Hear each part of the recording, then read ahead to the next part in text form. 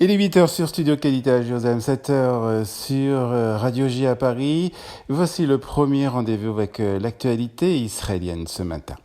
Après les procédures de contrôle, la commission électorale des élections pour la 22e Knesset a publié les résultats finaux de ces élections. Ce contrôle a permis au Likoud de gagner un siège supplémentaire et aura donc 32 députés dans la prochaine Knesset. Par contre, le parti Yahadut Torah a lui perdu un siège et obtient 7 représentants dans la 22e Knesset, les autres partis n'ayant pas changé les résultats. Les négociations entre le Likoud et le parti bleu-blond vont se poursuivre aujourd'hui mercredi. Une nouvelle réunion entre le Premier ministre Benjamin Netanyahu et Benny Gantz et le président de l'État Reuven Rivlin est prévue pour aujourd'hui, la deuxième en moins de 3 jours.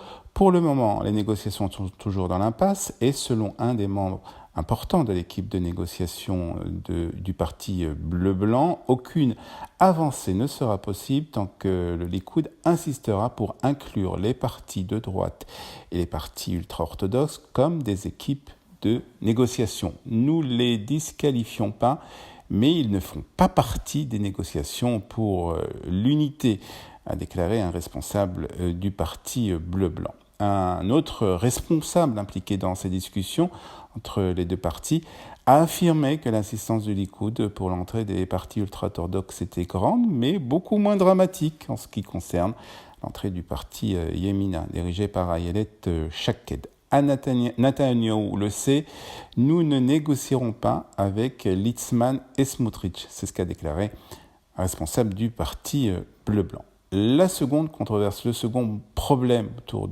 est autour de la question de savoir qui commencera à occuper le poste de Premier ministre, à savoir Gantz ou Benjamin Netanyahu. Selon certaines sources, les deux partis font preuve d'obstination à l'égard de cette question, mais pour la première fois, un ministre du Likoud n'a pas exclu hier sur les ondes de Galei Tzahal la possibilité que Benny Gantz commence à exercer les fonctions de Premier ministre. Le président Rivlin espère, lui, que la réunion d'aujourd'hui permettra une avancée dans les négociations, mais dans un même temps, il n'a pas l'intention de permettre au parti de gagner du temps sous les auspices de la maison du président. C'est ce qu'il a déclaré. Si Reuven Rivlin voit que les pourparlers ne progressent pas, il n'attendra pas mercredi prochain pour demander à l'un des deux candidats de former un gouvernement. Voilà, c'est ce qu'on pouvait dire ce matin sur ces négociations qui continuent donc ici en Israël. Israël a vivement réagi hier après le discours anti-israélien du président turc à l'occasion du débat général de la 74e session annuelle de l'Assemblée générale des Nations Unies. Erdogan a farouchement remis en question les frontières de l'État d'Israël et l'a accusé de vouloir poursuivre son expansion. Le territoire palestinien sous occupation israélienne est devenu l'un des lieux d'injustice les plus frappants au monde, ce qu'a déclaré le président turc. Le Premier ministre Benjamin Netanyahu a immédiatement réagi en accusant Erdogan de mentir constamment. Le ministre des Affaires étrangères, Israël Katz, a accusé, lui, à son tour Erdogan d'antisémitisme dans une déclaration similaire. « Tu devrais avoir honte », a ajouté le ministre israélien des Affaires étrangères.